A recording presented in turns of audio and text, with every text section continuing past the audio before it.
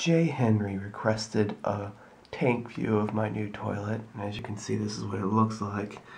Much more aerodynamic and much more smaller than the tank of the previous toilet.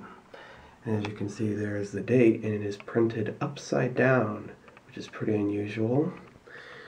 And I don't know, look at these tank parts right here. They're probably Chinese made, probably going to wear out much quicker than the ones in our previous toilet, which were made in America.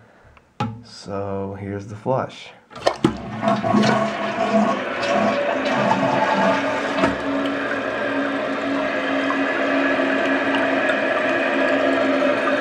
See, it's starting to leak right there. It's already starting to leak. Cheap.